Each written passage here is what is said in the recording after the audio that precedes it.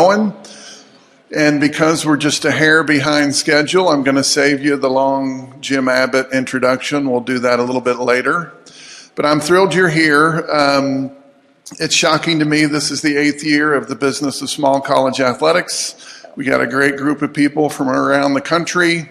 And I have two goals for you, at least two. One, that you'll go home with a few ideas that you can incorporate on your campus that will make you better in your job and make your university better. And two, that you're going to leave here with 4 or 5 or 10 new connections that will be there for you. BOSCA is a family, and I had no better example of that than last night in the 10th inning of the baseball playoff game when I had to kick 6 members of our family out of my suite so I could go to bed. But they understood because that's what family does. I'm really grateful that you're here. We have great sessions. Our first presenter is John Phillips. If you've been before, you've heard John before, and the reason I keep calling on him is because I just really admire what he does.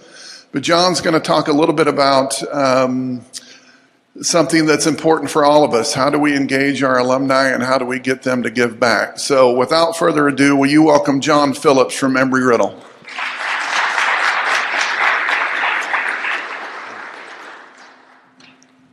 I'm not certain, John, that this is now clicking back and forth.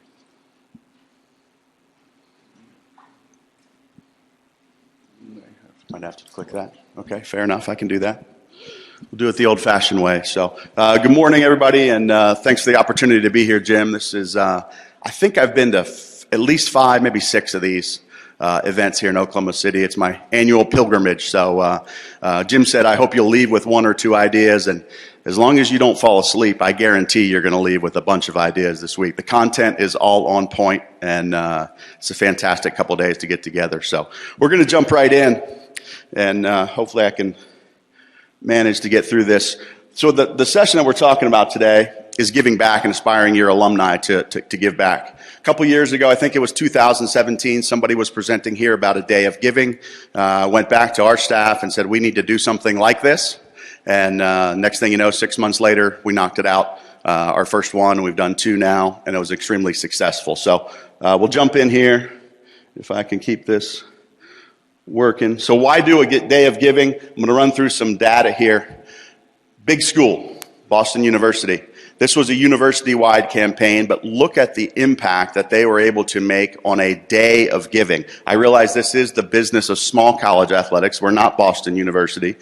But some of the other things that you can see from their data. Athletics was one of the leaders at BU, one of the tremendous leaders. If you look at some of the data here, I'm just going to pop all these up. The athletics department led the way. Athletic alumni are very, very loyal to their school, very loyal to their sport, very loyal to their coach. They are incredibly giving if they're given the opportunity to do so. The data here is incredible for the amount of impact that they had there, that BU athletes were setting the standard and leading the way there at their university. And 100% giving participation by their staff as well, and student athletes. And that's something that we did later on in our campaign. We asked our graduating seniors to make a donation to give back as well, kind of establish that pattern of giving. And we'll talk a little bit more about that. A couple of other opportunities here. There's the BU example. There's a Princeton example. North Carolina State. Now we're getting closer now. Nothing against Drexel, but it's a smaller Division I school. Getting down closer to our impact. So a lot of you are probably thinking, I can't raise $3.25 million at my school. And you probably can't, not in one day at least. But if you look at what Drexel was able to do, that's something that we felt like we could make that impact at Embry-Riddle.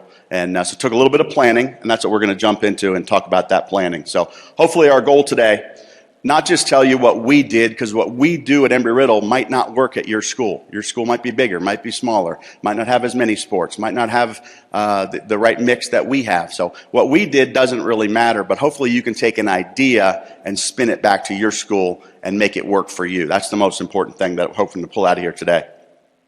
So specific ideas that what we wanted to do. I think these things are across the board something that we can all do, no matter what school you're at. junior college, Division II, Division III, it doesn't matter where you are. Can you reconnect with your alumni? I think we can all do that. Some may be better than others, but we can all do that. That was one of our goals. Create a pattern of giving? Absolutely. Whether you raise $10,000 or $10 million, you're creating a pattern of giving. If you don't have a pattern right now at your institution, if athletics has not been out asking for money, in our case, we specifically targeted former athletes only.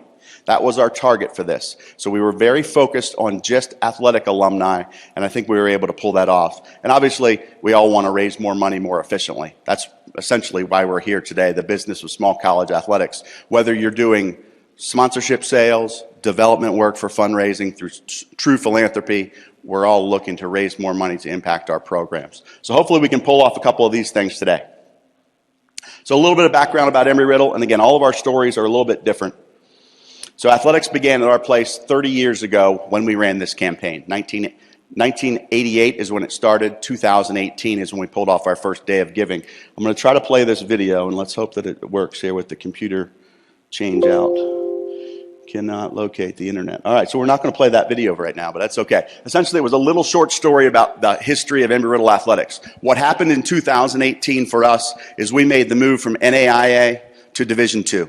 That was a significant move for us, and so that's how we timed this up. We had a significant impact, the introduction of the NCAA on our campus, and we were hopeful that that would play a role in reconnecting some of our alumni, kind of giving them an excuse to push forward with this day of giving. There we are, the 30-year anniversary. That's what the video would have told you a little bit more about. And again, as I mentioned already, the target audience for this case was exclusively former student athletes from Embry-Riddle. And then the personal connections. We're very fortunate at our place. We have several long-standing head coaches. Our men's basketball coach has been there since year 2. Our men's soccer coach has been there over 25 years. He's only the second coach in our history. Our women's golf coach is the only coach we've ever had. We have a long-standing tradition of coaches staying at Embry-Riddle, which is a great thing, but they've got those personal connections, so we felt like that was a positive for us to leverage, without a doubt. When you have a new coach, maybe doesn't know the alumni from 1998 or 2005, it's a little bit harder, not impossible at all, because we've had some coaching changes, but it's a little bit easier, and we wanted to leverage those connections, and of course, their passion for the sport. So our goal when we set out to run this first ever day of giving, our university had not done a day of giving, and our athletic department certainly had not done a day of giving. Our goal was to get 150 gifts. I don't know exactly how many former athletes we had at that time, but it wasn't a huge amount. Again, 30-year history, not a lot of big sports. In 30 years, when we started, we had 5 sports. In about 2000, we started to add some sports. So some of our sports have only been around, like women's basketball, we only had for 5 years. We only have about 6 alumni. So we don't have a tremendous giving opportunity for former players in that sport. So we didn't have a huge nucleus of people to draw from. So a very modest goal, but to go from 0 to 150 in one day, we felt like was achievable. So the planning that went into it. For us, I came out of BOSCA in 2017 with somebody's idea about a day of giving.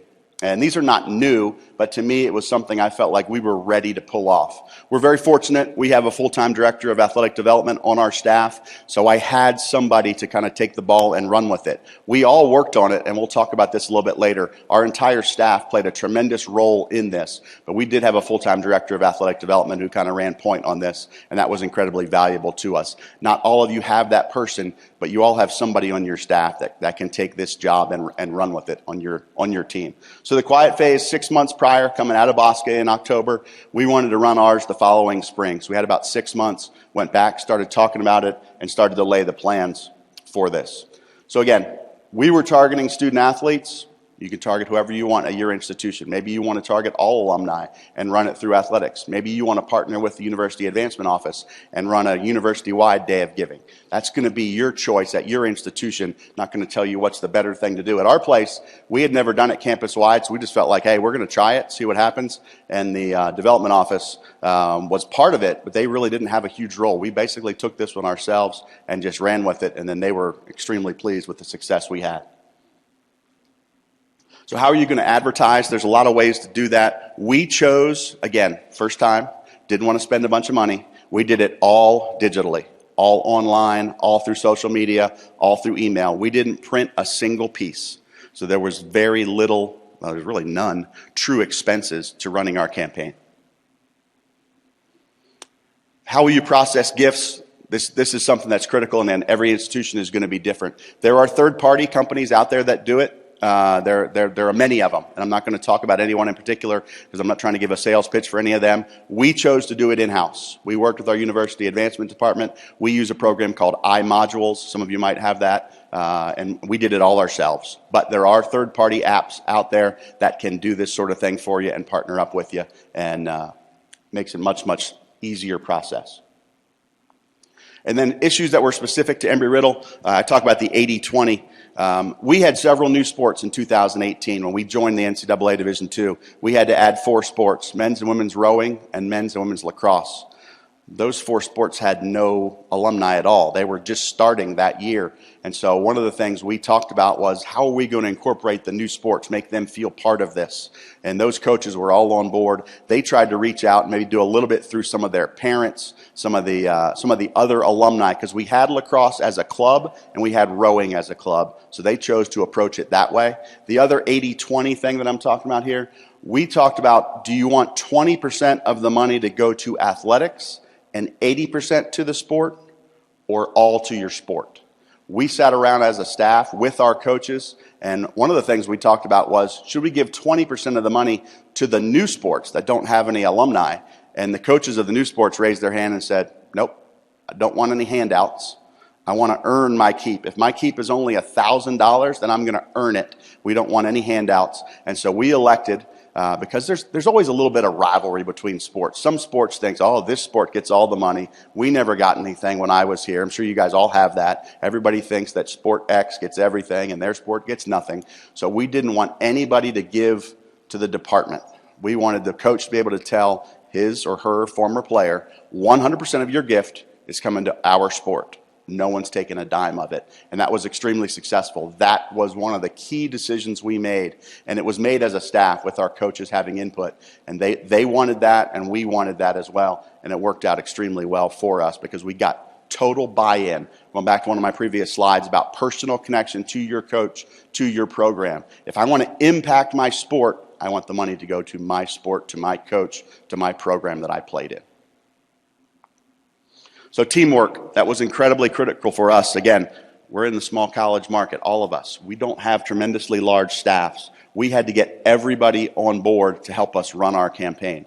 Starting with university development. Even though they weren't incredibly active in helping us literally at that time, we kind of did the work ourselves. If you don't have buy-in from them, you're not going to be successful. They need to know what you're doing, what your plan is. Maybe they help you a little, maybe they help you a lot. But if you go off and do your own thing, it probably won't end well in the long run. So we got university development and the advancement staff on board.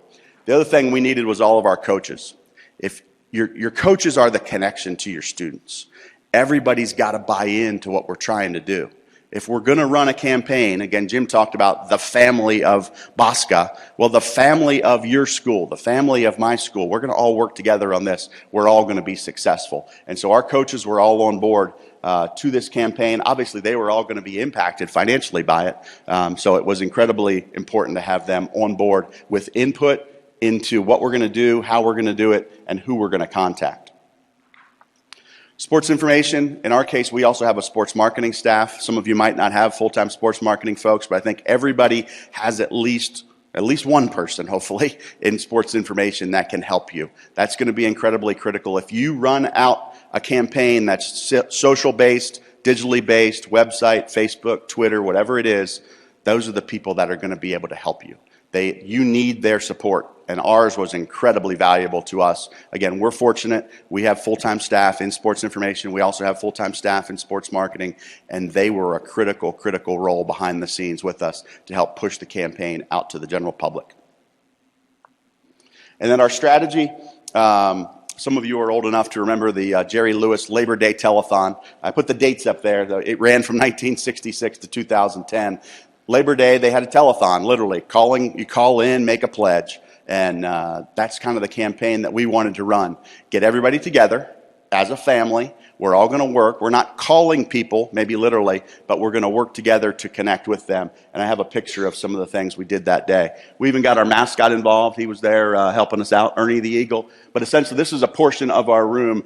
Every coach, every member of our staff in that room with their laptop, or in the case of our sports information folks, they brought their full desktop computers down there. And we spent all day together, emailing, tweeting, connecting with people, texting people, and trying to reach out and run the campaign together, literally all in the same room, kind of that telethon campaign that helped us. When we took pictures of this and tweeted it out and shared it, people were like, wow, everybody's working together. Again, it sent that message that we are all a family working toward one goal, and that was a critical decision for us to have everybody together and working on the same page. So preparation. This is some of the critical stuff that you got to do ahead of time. In our case, a lot of it involved picking the right date. We're very busy in the spring. We have 20 sports at Embry Riddle. 14 of them compete in the spring semester. So that's our busy time. We tried to find a date, and we were very lucky, that nobody had a game that day. If you're going to pull your coach in to do something not related to practicing with their team, don't do it on game day. You want their focus entirely. So we started in the morning. We started at 10 a.m. I can't remember if it's 9 or 10, but that's not a huge detail. It's either 9 or 10 a.m., and we gathered in our conference room for most of the better part of the day. Most of our teams practice in the afternoon, and we asked everybody to commit from 9 to 2 and stay with us for 5 hours and really give us a push. The campaign went on for 24 hours, but the big push was early on. So get a date that everybody's bought into. It's going to be really important if they're going to be successful, and we're going to work on this as a team. Everybody needs to be available and have their full focus on the campaign. Again, as I mentioned earlier, we went 100% digital all through social media, email, Facebook, Twitter, Instagram, direct texting to people. We did not print a single thing and did not spend a single dime. This was something that might be the most important thing that we did. If you want to run a day of giving campaign and you've never done one before, we focused on smaller gifts that were recurring. People who have just graduated from college oftentimes have a lot of debt. If you go to Embry Riddle, we're not cheap. We're private. We're an aviation aeronautical-based university. Some of our students who go on to become professional pilots graduate with 6 figures of debt when they leave Embry Riddle. Now, the return on investment is very, very good for them in the aviation market, but they don't leave rich, and they don't have full scholarships when they come to Embry Riddle. So they are leaving with debt. It's hard to ask people like that for money. So what we wanted to do was have recurring gifts. Our system in iModules, and I think most of those third-party systems have this capability, is recurring gifts. So the thing we encourage people, even if you're a young alum, you just graduated last year, 2 years ago, would you consider doing $5 a month? It's a Starbucks coffee. Put it on your credit card. We'll run your card the first of every month. Our date was March 1st, 2018. And so on the 1st of March, we're going to run your credit card for $5. On the 1st of April, 5 more, so on and so on, until your credit card expires and the expiration date hits and we need to renew it. But essentially, some folks gave bigger numbers.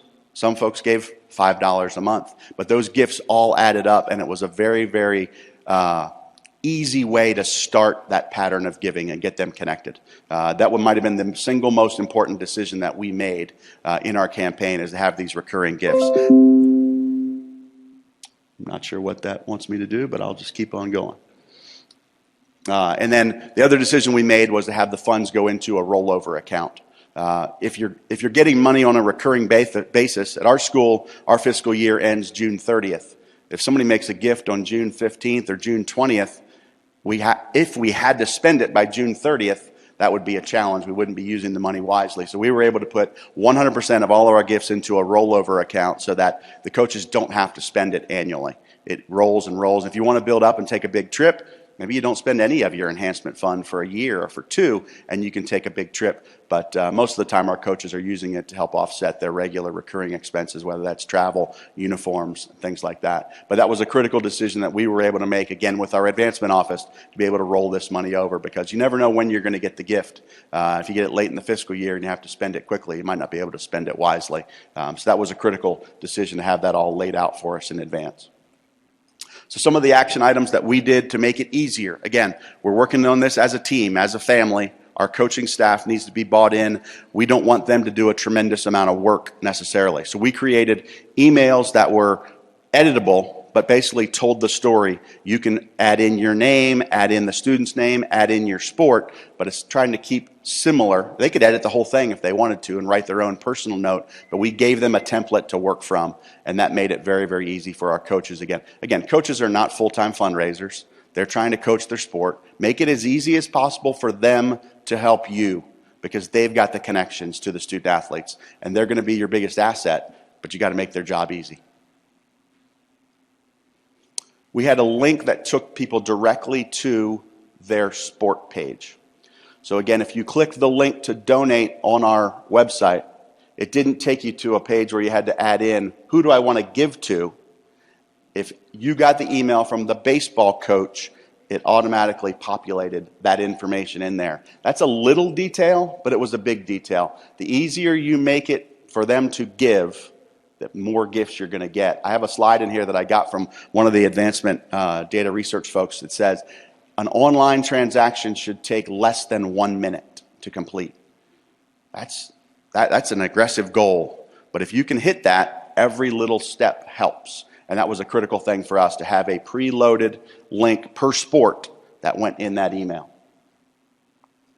Social media graphics, I'll show some of them later. Again, that's where our sports information, sports marketing team was incredibly helpful to us. You want your campaign to look professional. You want good graphics. You don't want people just putting their own stuff out there. And so we created some graphics that were all shared around our department, one with a baseball player picture, one with a basketball player picture, one with a soccer player picture, so that when the coach sent it out, you've got the sport that you're marketing to. And that took a little bit more time, but again, you got to make it personal. If the basketball player gets an email with a soccer player in it, it may not send the right message early on. So that was a critical detail in the preparation that made our giving a little bit easier to get. And then we created our own microsite, and I'll show that to you later on here if the internet works, and look at it. But it was right on our athletic department webpage, and it was just erauathletics.com/dayofgiving, and it took you to a page that had some graphics, it had some videos, had some other things on there that we were able to share throughout that day. And there is the link to the day of giving. Let's see if we got any better success here. Not yet. All right, so the final preparation. I don't have my phone, so I'm not sure how are we doing on time, Jim? All right. So final preparation for us. A lot of the work went on behind the scenes. Sports information, creating graphics, sports marketing, creating stuff, coaches, emails, all those things. That's all behind the scenes. Almost look at it like a capital campaign. This is all the quiet phase. We weren't raising money, but we're doing things behind the scenes. Nobody knows we're getting ready for a day of giving in the spring. But as we got closer, we wanted to start teasing it out. About a month out, we did our first save the date, and then we started adding things later on to that. But about a week prior is we really started to turn it up a notch. So again, our date was March 1st. That was our date of our first day of giving. So we ran a story on our website about a week ahead of time, 7 days prior roughly. That was the first big news that came out. We timed that up to be at the right time. Again, you have a game, you have a story comes out on Friday. As soon as volleyball plays Friday night, soccer plays on Saturday, football plays on Saturday, that story gets bumped back further and further on your website. So we timed up the story coming out, I think it was on a Monday, if my memory is correct. We didn't have games for like 3 days. So that story was the #1 story on our website for several days. Again, maybe for you it's a Monday, maybe it's a Tuesday. Whatever day it is, you don't want that story going away. So it's all part of the plan. Have that story up as long as possible on your website. Then we did some coach videos.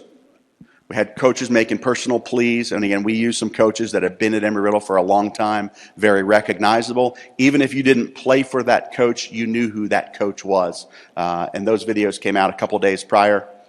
Then we did a student-athlete video. We had 3 student-athletes, part of our SAC program, record a video saying how important it was to support us as current student-athletes. That was kind of that another push that came out for us to encourage folks to get involved and get on board. And then the teasers on social media that ran that whole week. Kind of a save the date, here's what's coming. And I got some graphics to show you some of those things. This is the Day of Giving announcement that came out on our website. Probably can't read that from that distance, but again, that was the big story that came out to start that week ahead of time. The Day of Giving, save the date email, that was the graphic that we used, that we tweeted out, and that was posted on February 25th, as you can see there, so about a week prior. And I must hit the back button there. And then countdown is on. This is 2 days prior. Again, the Day of Giving. That came out from my account. One thing you'll notice there, the Varsity 150 hashtag that we used. Again, going back, we wanted to try to get 150 gifts. That was our goal. So we used the Varsity 150 as our hashtag. We tied this into creating a varsity club. Some of you may have something like that on your campus, former letter winners club, thing like that. So we wanted to relaunch the varsity club with this Day of Giving and have the Varsity 150 be our hashtag there. That's a screenshot of our baseball coach with his video. Screenshot of our men's basketball coach with his video. And the student athletes that did their video as well. And again, that's, as you can see there, tomorrow kicks off the Day of Giving. So this was the 24 hours prior. And then on game day, as we called it, we wanted to gather everybody around. How are we going to tell people about our success? How are we going to let people know what we're doing? Again, we had done these emails ahead of time. So the former student athletes knew this was coming. This wasn't a total surprise. But again, the big push came on March the 1st. So we created some competition. Every coach loves to compete. We all know that. It goes on in the department all the time about whatever it is. They are going to compete over anything. And we wanted to make a game within a game. So we wanted to have teams competing against one another. In our case, we didn't give a prize. Some schools do that, where they'll match gifts for the team that gets the most gifts. We didn't do it. We just made it a competition just so you could say you were the winner. We didn't want to give anything away. We just felt like teams wanted to compete enough, and they would, and they did. The other thing we did is Embry Riddle, we have a lot of international students, and I think some of you probably have the same, especially in certain sports like tennis and soccer. So we wanted to try to have a competition to see if we could get a gift from all 50 states. I'm not sure we have a student athlete living in all 50 states, but we were trying. And then we wanted to have a certain number of countries as well. Again, little game within a game to tell some of the stories that we were able to get, and I'll tell you some of that. The team versus team we already talked about. Those are fairly self-explanatory. And then the donor wall. Our sports information staff did a great job creating literally a donor wall, and I have a screenshot of it. And so as people made gifts, we made a wall that had their name on it and their sport, and the wall built over the day as the time went on. So again, here's our picture of our staff all gathered around one half of the conference room. Our softball coach is up there on the right-hand side. She's literally writing up every state on the board, and we were lining through them as we got a gift from that state. Again, it was a little competition later in the day. The easy gifts, the student that you already have a connection to, that you've been talking to for a week, you're going to get that gift right away. But as the excitement starts to draw down, then it was like, hey, does anybody have a student that lives in Montana? Let's go after Montana. And so all the coaches are going through their list trying to find somebody from Montana or Nevada or whatever state that might have been. And then the countries that we got gifts from was just incredible, because we had no idea some of our students were living in various places around the world. So that just made it more fun. Again, a game within a game. So this is what we ended up with. Our goal, and I'm going to talk more about the specifics later on, but we created this graphic after the Day of Giving. We ended up with 215 gifts from 35 states and 18 countries, all in the span of 24 hours. So incredibly successful for us. The competition between the teams, men's soccer, you can see the Varsity 250 hashtag there. So once we got to 150, and I'll talk about this later, we changed the hashtag to Varsity 200. And then we got to 200, we changed it to 250. We didn't quite get 250, we got 215. But again, we created some fun throughout the day of look at our success and try to tell our story that way. So men's soccer was the winner, and baseball and women's soccer were second and third. This is a picture of the donor wall, and you can see down at the bottom of that graphic there, the blank, what we called bricks. And so as the day went on, we got our first gift, second gift, third gift. Our sports information staff was updating that wall, and again, created more excitement throughout the day as the wall grew and grew and grew. We were incredibly successful listing the student-athlete names on there, and everybody likes to see their name for recognition publicly, that they gave a gift. We created some competition. We have a couple players from a small town in Florida, and we got a gift from one of them, and I knew two of his buddies. They were all baseball players, all from the same town. We got the gift from one, and I put out on Twitter that, hey, first gift from this small town, where are you other two guys at? And the other two guys, hey, what about me? And one of them had already made a gift, but it hadn't gotten through our system just yet. So again, they created competition amongst themselves. They retweeted our tweets, and again, it went viral with our little network very, very quickly that day. Here's some graphics of some of our success. So you can see in the upper left corner there, in the first 30 minutes, $20,000 we raised, and then it goes on, $30,000 in 2 hours, $45,000 in 5, and $55,000 in the first 8.5 hours. And you can see on that bottom right graphic, and I've got a zoomed in graphic there. So as you see, we scratched out the varsity 150 and bumped it up to varsity 200 once we had hit that number. But again, the excitement continued to build. We didn't know if we were going to get 150 gifts or even 50 gifts, because it was the first time we'd ever done this, but it worked out really, really well for us. And there's the total. I mentioned all the data of the alumni, the states, and everything, and over $70,000 raised in the span of 24 hours for us. So a couple critical takeaways, and then I'm going to open it up for questions and see who else has done a day of giving, and we can talk through some of the ideas, because again, our ideas may not work for you, but maybe we can talk through some of these things. So partnering with your advancement team, no matter how much support you get, whether it's complete support or they just let you do your own thing, they need to know what you're doing. I think we all realize that. Engage them as much as you can, as much as they want to be engaged, but you've got to have them on board to help you. And again, simplify the giving process. Complete it within 1 minute is the goal. It's the industry standard. If you're going to do an online platform, credit card giving is one of the easiest ways to do it. There are text-to-give programs out there, third-party programs that you can partner up with. We did not choose to go that route. We went through an online giving program as opposed to a text-to-give, but that's another opportunity out there. And then the most important one, if you do nothing else, if you're not ready to run a Day of Giving campaign yet, maybe your athletic department is relatively new, hasn't been around all that long, you got to build the relationships. Whether you've had sports for 4 years or 44 years, those relationships are going to be critical to you when the time comes to ask someone to support your program.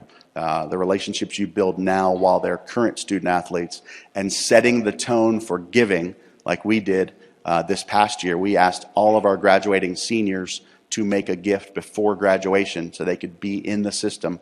And then since they're in our system, as soon as we roll out Day of Giving next year, they're going to get invited because we have their contact information, their name, their email, their cell phone, whatever that might be. But it creates that pattern of giving. It creates that connection back to the university.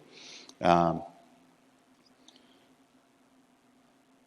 I think that's it. Yeah, so I will bump it over to that slide there and open it up for questions. Maybe I'll start off with this one.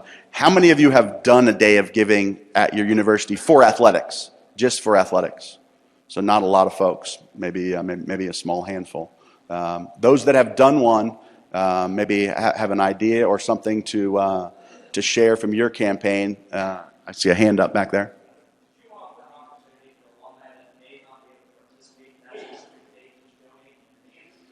So the question for the folks who are viewing online here, did we offer an opportunity for those that couldn't participate that day ahead of time? We did. It was in the kind of the quiet phase. We didn't tell people that the gifts were coming in yet, but yes. Once the campaign went out, the pages were live, and so gifts, I don't remember quite honestly if we got too many ahead of time, but even though the Day of Giving ended after 24 hours, there were gifts that came in afterwards as well, and we're not going to turn that down either. But yeah, the site was live. I think ours went live maybe a week ahead of time. When we really started our active campaign, the site was live, and you could make a gift in advance. Yeah. Question over here. We did. Great question. The question was, this was in 2018. Did we do it again in 2019? And we did. That's one of the challenges. If you do a recurring gift thing, about 70% of our donors did recurring gifts. So the first of every month, they just keep giving. And so we didn't want to go back to them and ask for more money because they're already giving. You could maybe bump your gift up by $1, by 5%, by 10%. That was one strategy we kicked around. Instead, what we chose to do in year 2 was get a friend. So we marketed to those, what was it, 215, I think, 215 alumni, and said, hey, we want to try to get some new donors. Go out and find a friend that didn't give to get into the campaign, and we did. So we got a few more. I don't remember what the exact number was. We didn't double it. That was our goal, get everybody to get one friend. We weren't quite that successful. But most importantly, the 215, about 75% are still giving, recurring, and then we got some new folks in year 2. Yeah. Do you have a question? Okay. Yes, sir.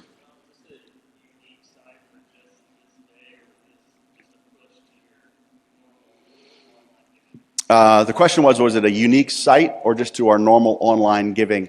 And at the time, it was a specific site for that day. Had different graphics and things on it, but now it just rolls you to a regular giving, traditional giving page. Again, we're still using iModules through our university, and so that time it did, but now it's a regular page now.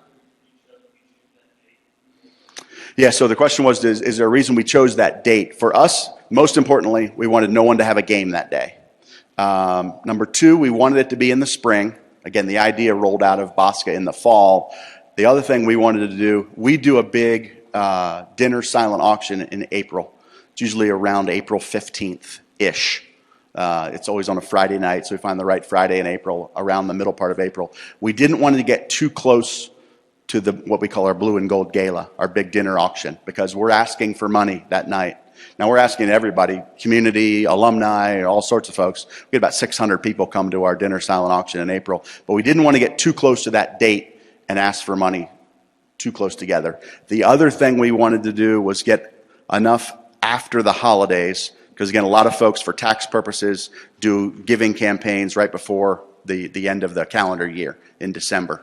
A lot of folks also do Giving Tuesday right after Thanksgiving. So you have a Thanksgiving ask, you have a December ask. Let's wait a little bit for our next ask. So we wanted to get later into the spring. As it turned out, March 1st was a great day for us because we had no games that day. And then it's a little thing, but I really liked March 1st being the first of the month, because now the first of every month, those recurring gifts come in. And so it's like clockwork on that first week of the month when the annual or the advancement office sends over the online giving for the university. We always win the first week of the month, department campus wide, because we've got those first of the month gifts coming in.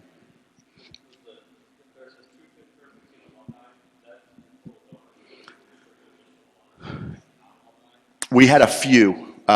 We had a few non-alumni. One of the gifts we got was in our men's lacrosse program. We had our coach's family make a gift. And again, men's lacrosse, we had no alumni.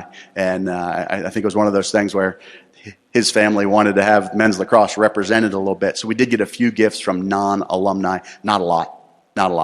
Yeah.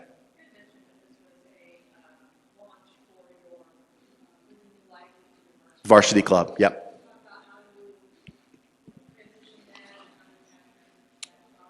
Yeah, so the Varsity Club for us and how this played a role into impacting that, you know, we all want to stay connected with our former student athletes. The Varsity Club was something that we had several years back. It kind of went away when we had a staff change.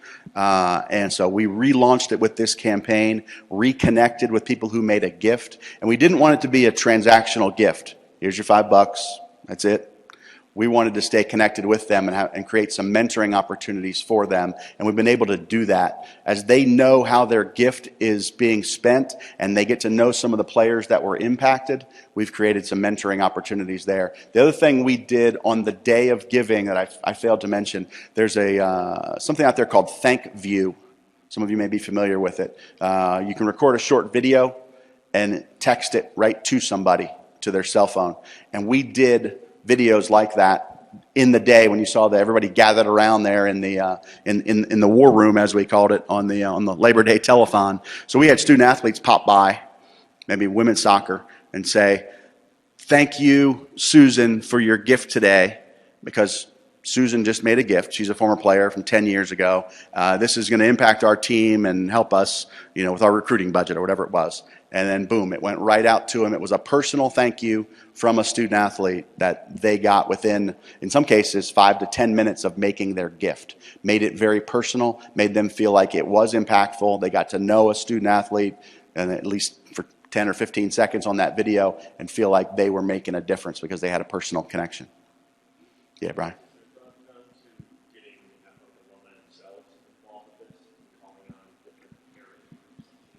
Yeah, again, that's the competition within the teams, where you could have, the 80s versus the 90s alumni, have a little competition amongst themselves. The other thing we're looking to do as we continue to roll this out and tweak it a little bit, you don't want to change it because our system works pretty well, but tweak it, make it different, make it a little bit better every year, is have some alumni come back and be in the room with us, kind of taking those pledges and taking those gifts and making those calls.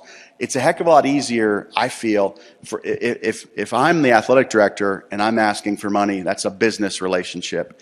If a former player is asking a teammate, that's a personal relationship there. And so we're going to try to incorporate some of our former players on that day and help them tell our story. Kind of like we did last year with the Find a Friend campaign, and see if we can get more donors by using our donors to get more donors, essentially.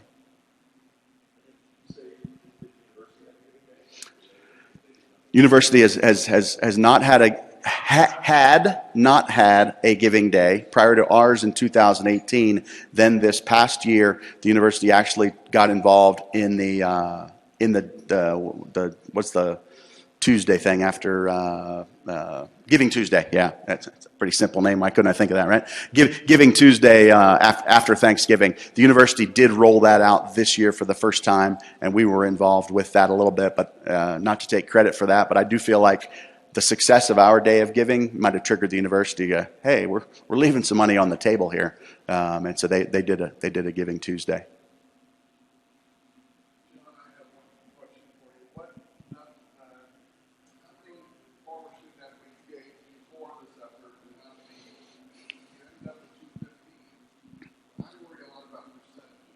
Mm-hmm.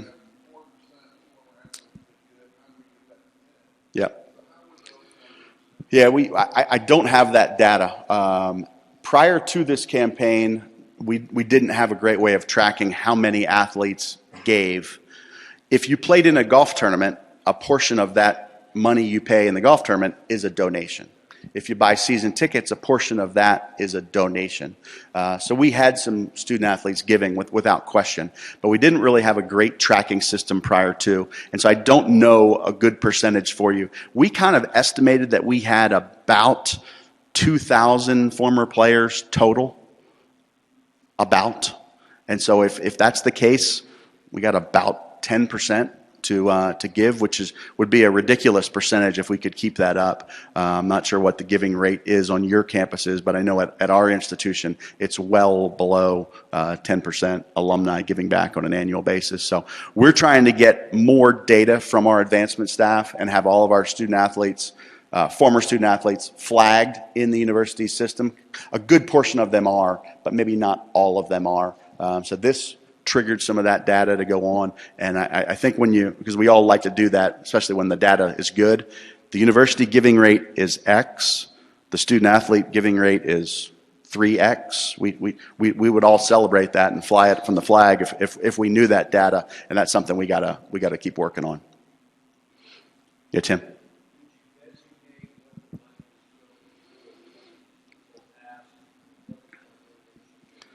Yeah, we did not specifically, but one of the things we did, and I'd love to be able to show you some of the slides on here that are on the internet. We had some graphics that student athletes, we brought them in and got some quotes from them. So one sport might have used it for recruiting. Another sport might have used it for new uniforms. Another sport might have used it for taking a trip, or whatever it might be. But we had students basically do a thank you campaign. It wasn't a video. It was just a quote.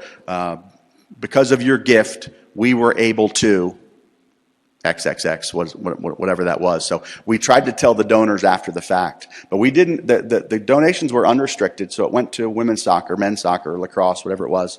That coach could use that money as a budget enhancement to solve whatever shortfall that might be.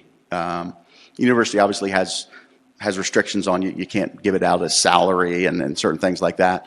But what you could use it for was relatively unrestricted. We let each sport solve their own problems, essentially, with approval, of course.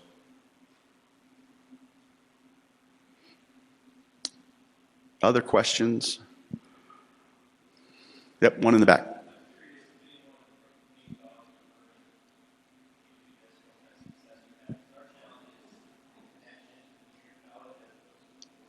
Yeah, the question, again, for those that are viewing online, was about at the junior college, community college level, a little harder to make that connection with student athletes, maybe because of the shorter window that they're on your campus, and wondering if any of the two-year schools might have a solution to that potentially.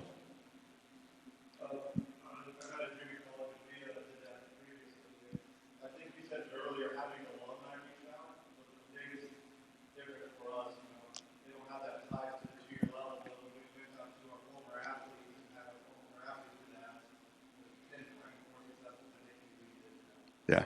And again, for those folks online, the answer is just that using student athletes to make that connection, and whether you're at the 2-year, 4-year, or any other school, that those personal connections. I think that's one of the themes. Hopefully, you picked up on from our presentation at Embry Riddle. It was about the family. Internally, having everybody on board, coaches, sports information, sports marketing, administration, all working together, and then externally having the team work together so that baseball players are recruiting other baseball players. We each have our little pockets, and we all work together. We're going to have the ultimate success. And I think that's one of the things we've built into our culture at Embry Riddle from day one, is that you're part of the family, and the family all works together. Sometimes the family gets kicked out too late at night when they were staying for the extra inning games, but the family is all on the same page and working towards a common goal, and ultimately we're all going to be much more successful when we all work together.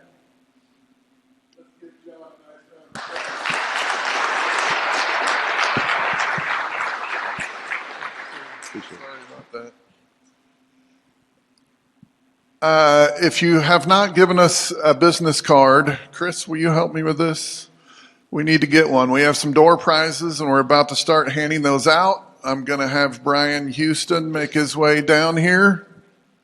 I've got to get one. My clicker's not working, so maybe I need to switch it. But I also